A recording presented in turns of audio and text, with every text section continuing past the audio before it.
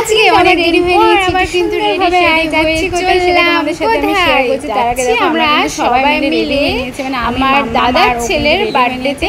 তারপর সেখানে গিয়ে পড়লাম ঘটে গেল মানে আমি ওখানে গিয়ে মানে আমরা গেছিলাম বার্থডেতে বা কিছুর বার্থডেতে মানে দাদার ছেলে করতে পারে এখানে দেখাতে পারলাম না। ও এত ছোট ছোট করে বেড়াচ্ছে ক্যামেরার সামনে তো আসতে দেখাতেই পারলাম না কোনো তারপরে গিয়ে কিন্তু মানে কিছু করতে পারিনি। তারপর কিন্তু বললাম তারপরে চলে আসলাম সোজা টেবিলে মানে বসে বললাম খাওয়ার টেবিলে। আর এখানে তোমাদের মেনুটা আমি শেয়ার করে দিলাম আর প্রত্যেকটা মেনু সত্যি বলতে কি রান্নাটা খুবই ভালো হয়েছিল।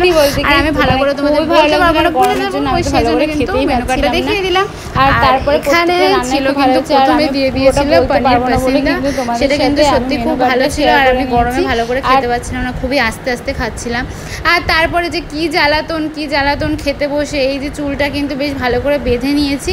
আর এদিকে কিন্তু তাও শান্তি নেই আমার খেতে বসে, কারণ এই যে চুলগুলো বারে বারে মুখের সামনে চলে আসছিল। আর যেহেতু ফ্যান ছিল আমার দিকেই সেই জন্য কিন্তু চলে আসছিল। আর এইদিকে ছিল মাটন, আহা কি দারুণ। আর সত্যি বলতে কি প্রত্যেকটা রান্নাই খুব সুন্দর হয়েছিল। আর মাটনের এই জিনিসটা খেতে কার কার ভালো লাগে সেটা একটু কমেন্ট করে জানিয়ে দিও।